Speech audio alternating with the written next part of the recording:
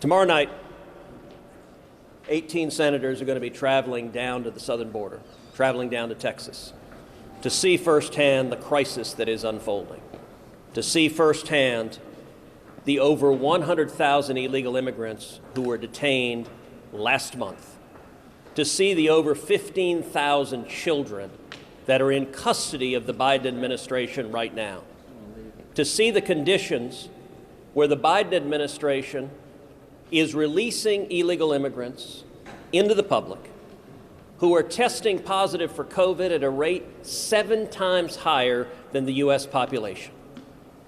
It is a crisis. It is a crisis that was created by the Biden administration, by their own policies. As soon as Joe Biden was sworn in as president, he halted construction of the wall. He reinstituted catch and release, and he ended the Remain in Mexico policy. And this crisis is unfolding and getting worse and worse and worse by the day. We're traveling down there, 18 of us. But something is going to be different on this border trip from previous trips to the border, which is our friends in the media right now are not allowed to come. You've been invited. We want you to come. We want the media to be there. We want the American people to see what's happening. But Joe Biden doesn't want you to see that. The Biden administration has issued a gag order, a blackout order that the media cannot come. For 4 years, we heard Democrats going on and on about kids in cages. Well, Joe Biden desperately does not want you to see the Biden cages. And his solution is to say, no cameras, no TV cameras, no media. By the way, I've been to the border many, many times. I've been to the border under Barack Obama. Media were allowed. I've been to the border under Donald Trump. Media were allowed. Before that, George W. Bush, media were allowed on the border. Before that, Bill Clinton, media were allowed on the border.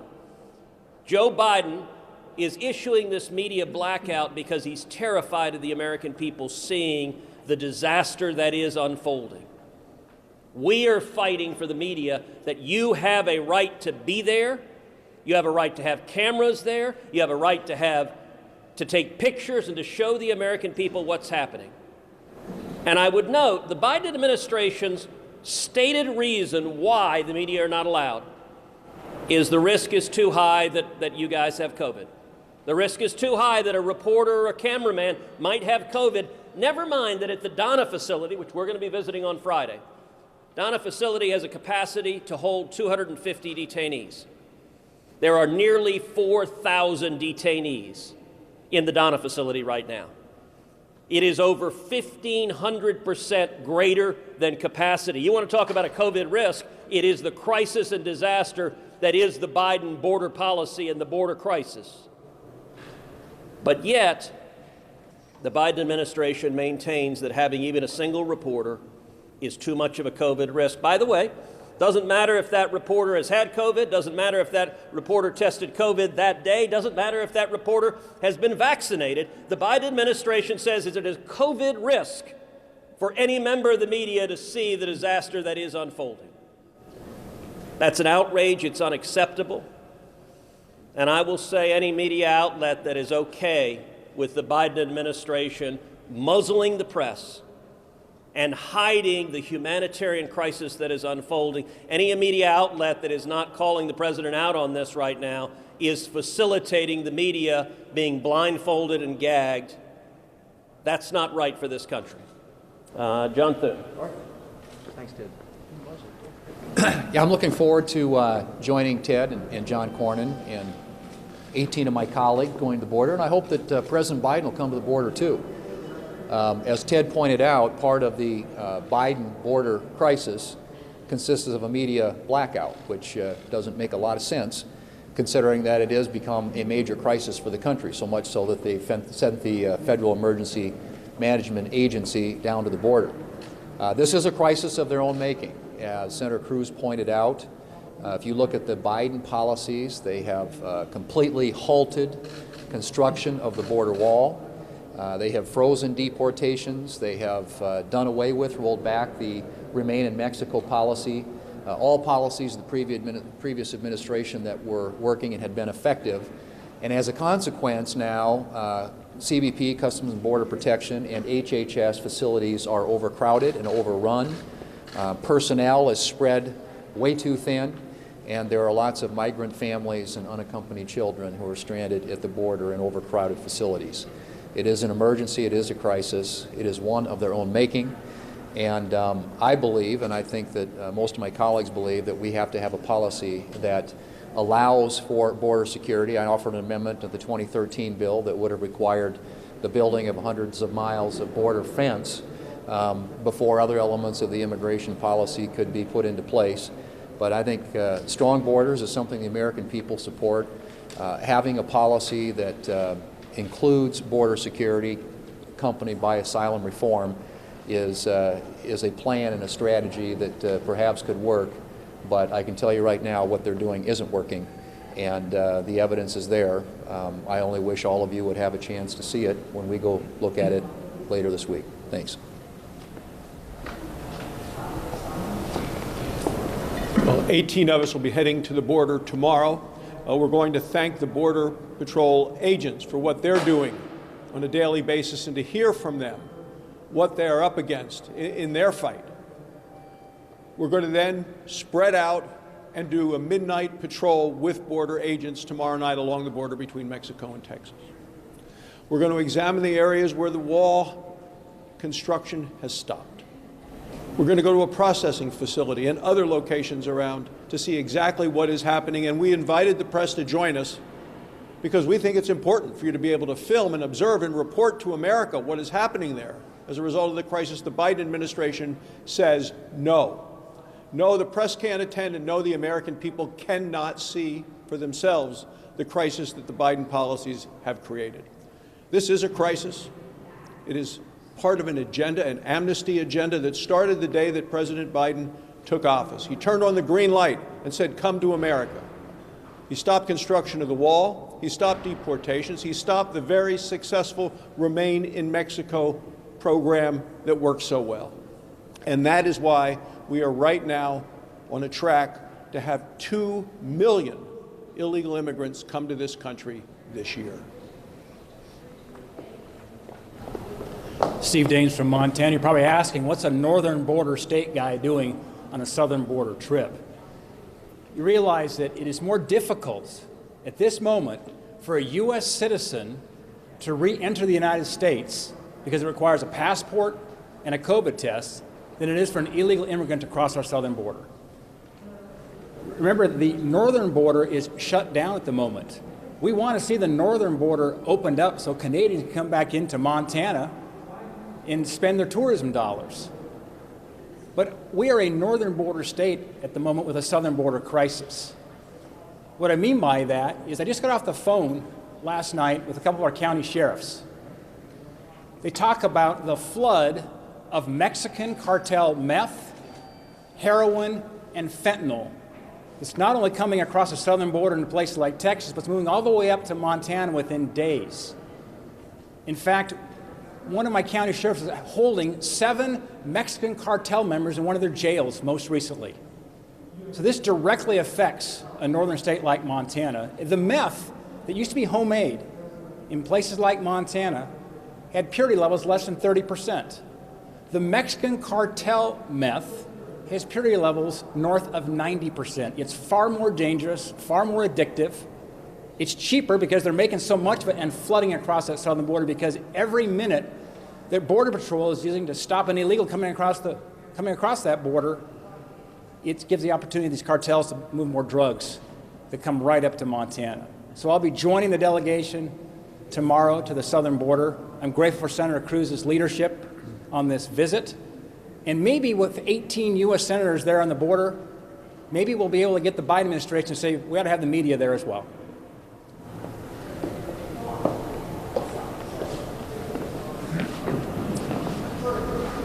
As someone who has spent 2 years living along the U.S.-Mexico border, I can tell you that there's no group of people more directly affected by uncontrolled waves of illegal immigration than those people who live on or near the border. Those are people who see first and perhaps feel most acutely the ramifications that these uncontrolled waves of illegal immigration will have on their schools, on the security of their neighborhoods, on their own jobs.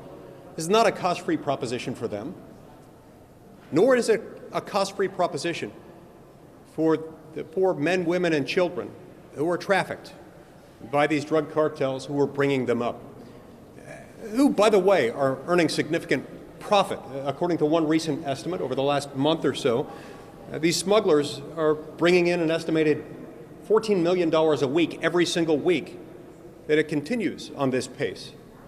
It's not cost-free for the people being smuggled. It's not cost-free for these communities who are affected by it. These are real, breathing, feeling human beings who, by the way, disproportionately suffer acts of physical violence and sexual abuse among those who are being trafficked.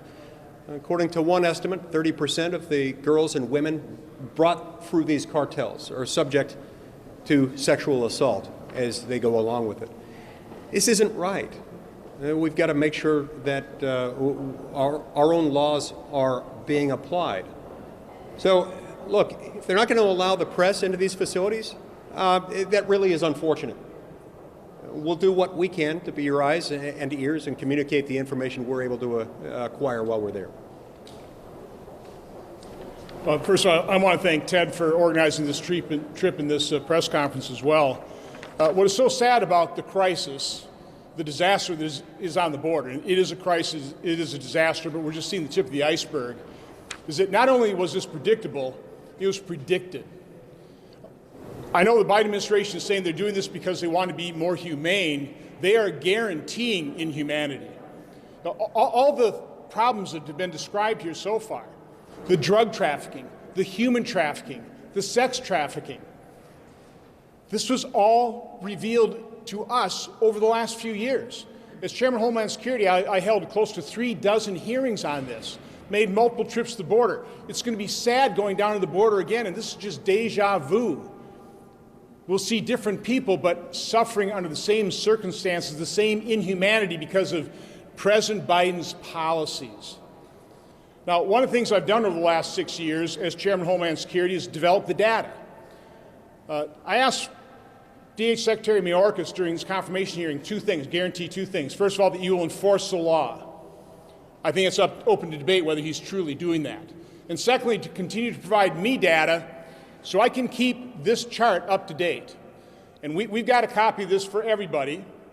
But what this chart shows is, in gold are single adults, blue are family units, and red are unaccompanied children. This dates back to 2012, when DACA, Deferred Action on Childhood Arrivals, sparked all of these crises. Remember, 2014, President Obama declared that a humanitarian crisis when we were getting 1,000 people a day, and Jay Johnson was saying that was a really bad day. Now we're getting over 4,000 people per day, and we're just seeing the tip of the iceberg. So I encourage all of you to take a look at this chart. It's got cause and effect. It explains this. You may not be able to get to the border because the Biden administration is preventing you from seeing this, but you can see the cause and effect, the numbers that are behind what is a humanitarian crisis today, 4 or 5 times worse than what President Obama declared back in 2014. Oh, by the way, one of the facilities we're going to be visiting will be the McAllen, Texas facility. Back in 2014, when I went down there in Codell with other Democrat colleagues, everybody was hailing the innovation and the all the work that CBP had done to try and handle the 1,000 people a day. This is the same facility that under President Trump, Democrats said we were putting children in cages. Well, it's even worse today under the Biden administration. But again, thank you, Ted, for arranging this. So I'm going down to the Texas border to take a look because I can't look on any media and be able to tell what's going on because not a single member of the media is allowed to be able to go to take a look at this facility. That's not true of any of the 4 previous administrations. Anytime media wanted to be able to visit any of these facilities, they were allowed to go. This administration, in the last 24 hours, said, we'll show you what's going on. So they sent a government camera reporter to take government photos and send it out to the media and say, here's your video that you can run with it.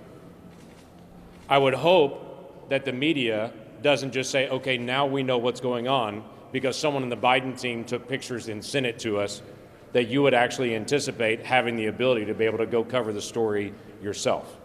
So we're going to be able to see it. The odd thing was the very first day of the Biden presidency, he declared the emergency was over on the border.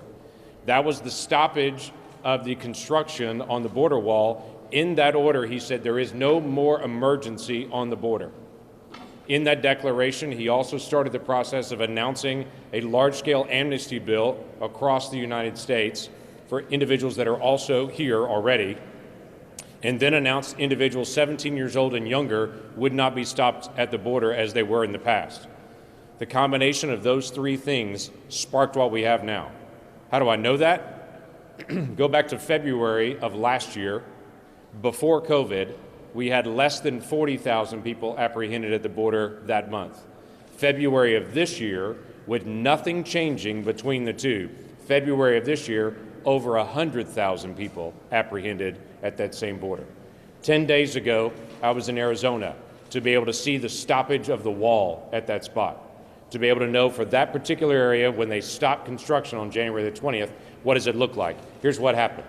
On January the 20th, they turned off all the technology installations that were there. What my Democrat colleagues have said, we just need to do technology, not a wall, not a fence. That day on January the 20th, they were doing preparation to be able to lay down the ground sensors, install cameras, and install lights across the border. All of that stopped on January the 20th. What is remaining in Arizona right now is a fence without gates. Literally, the gates were the only thing left to install. So we have miles and miles and miles of fence on our southern border right next to a town of 450,000 people in Mexico with a wall with no gates. There is no reason except one why you would install a wall with open gates and no technology. That is if you wanted an open border. There's no other explanation for that. The cartels clearly understand that as well, and they're sending people by the thousands to us. This is a humanitarian crisis, an emergency that has been created. And though the Biden team said there is no emergency, oddly enough, 2 weeks ago they sent the Federal Emergency Management Agency to go help out. So you can't say there's no emergency and then send FEMA down to the border to take care of an emergency. Two ironies of this overall crisis. One is when you look at the Biden administration on international issues, they call for transparency, particularly as it relates to China, the Uyghurs, the pandemic, how it started, what's going on in Hong Kong. And by the way, we support that, right? We need that. But when you ask for transparency on what's going on in our own country, not China, which we all want, our own country, they're saying no. They're saying no, especially to you guys, which should be quite offensive. Second, as Steve Daines mentioned, it's not getting a lot of press. We have an open southern border. We have a closed northern border.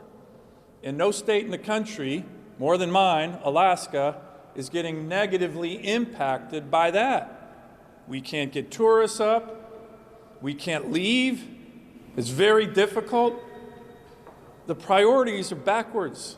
We need to close the southern border, President Biden, and open the northern border for Americans like my constituents. So these are the ironies that are impacting this crisis, and I'm looking forward to getting down on the border and seeing it firsthand, and we hope you can come with us.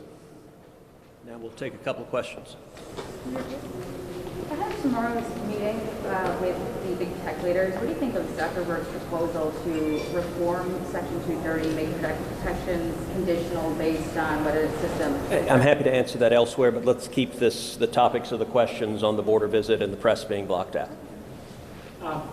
There was that group of Republicans in the House that introduced a measure that would add some measures for border security that would also create a path to citizenship for people who were in this country illegally. Is that something that any of you would support? Now, look, I'm sure that there will be ongoing debates about what to do concerning immigration. What we know for sure what not to do is what the Biden administration is doing now. It is an absolute crisis and disaster. No state is impacted more than my own state. The Biden administration is releasing illegal immigrants into Texas, is setting up detention facilities in Dallas, in the convention center in downtown Dallas, is setting up detention facilities in Midland, Texas, against the wishes of the community. And they're releasing people who are criminal threats, who have criminal histories. They're releasing people who are testing positive for COVID, and they're not testing all the people they're releasing, and it is a public health threat, and the Biden administration refuses to acknowledge it and is trying to cover it up. There is a reason they don't want the press there, and I ask all of you to think for a moment how you would react, how your network would react, how MSNBC would react if the Trump administration said, no press at the border. You would have lost your mind. You would have lit your hair on fire and been screaming on air all day long. That's what Joe Biden is doing to you right now, and he's doing it because he's terrified of people seeing the inhumane conditions, seeing the human tragedies. And I've been down to the border many times, seeing the little boys and little girls that are being physically assaulted, that are being sexually assaulted, that the reports are packed so closely that the kids are having to sleep on their sides in the midst of a pandemic. Joe Biden doesn't want the American people to see that. The purpose of this trip is to help the American people understand the tragedy that's unfolding. Yeah. On the asylum component, do you think that there should still be an option for people to apply for asylum at the border? So there is, and we had actually one of the biggest victories, a foreign policy victory and an immigration victory under the Trump administration, what was called the Remain in Mexico policy, which is an agreement that was negotiated with Mexico. The vast majority of illegal immigrants coming to this country right now are not from Mexico. They're not Mexicans. A great many of them are Central Americans who are crossing illegally into Mexico, traveling through Mexico, and then trying to cross illegally into the United States.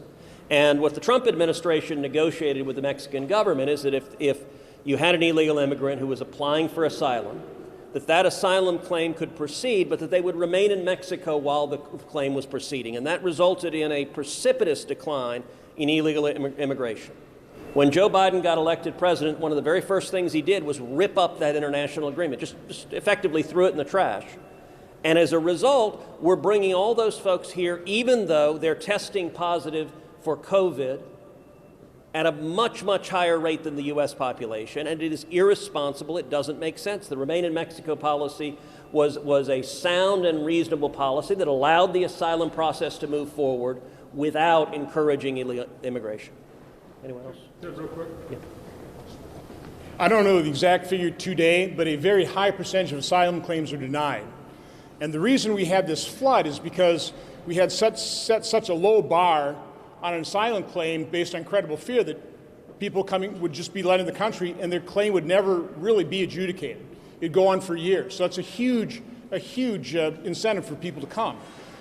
What's so sad about the current situation is President Trump, with those agreements in Central America with the MPP program, have pretty well solved the problem, stopped the flow of family units and unaccompanied children that are exploiting that asylum law.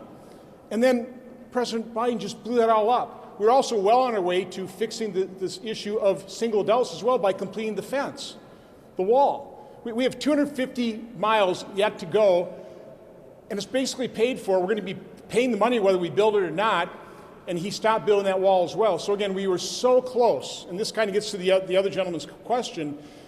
We want to solve the problem, but you have to start with securing the border, and under the Trump administration, we were so close to accomplishing that, and that's all been blown up right now, and we are back to not only square one, we are so far behind where we were even under the Obama administration. It's just a tragedy, just a tragedy. The Biden administration says that the asylum process was completely dismantled under the Trump administration.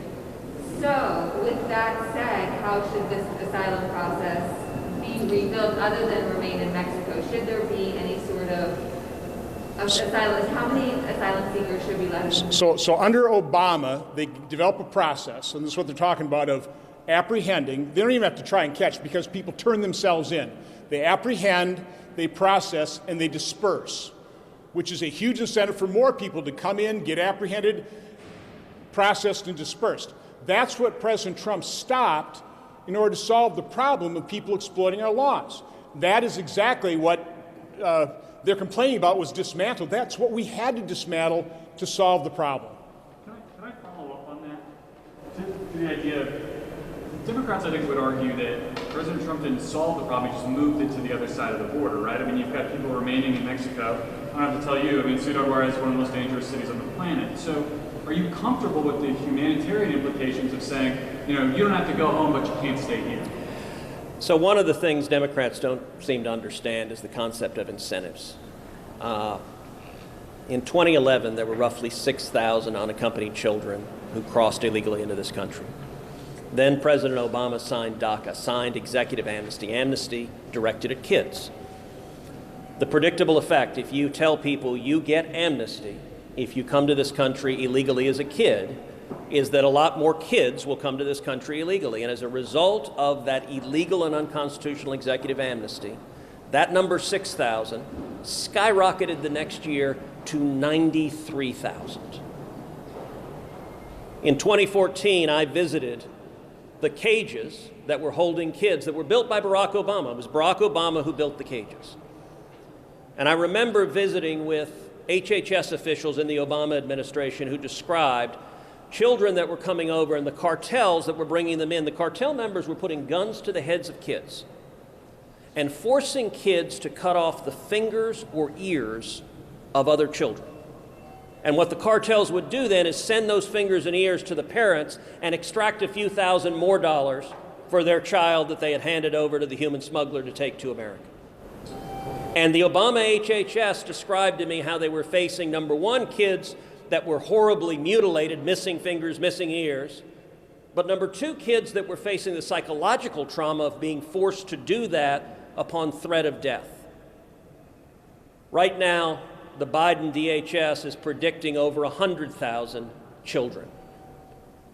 It is not humane, it is not compassionate to have a system that incentivizes and causes more little boys, more little girls to be put in the custody of human traffickers. These children are being physically abused, far too many of them, sexually abused, far too many of them, and it is Joe Biden's policies that is causing the abuse of these children. It is not compassionate, it is not humane, and we're going down there to shine a light on the lives, the human tragedy of the failed Biden immigration policies and the Biden border crisis. All right, thank you, guys. I just want to give you one more example from our testimony of our hearings. In 2014, about 1% of adult males were coming in with a child.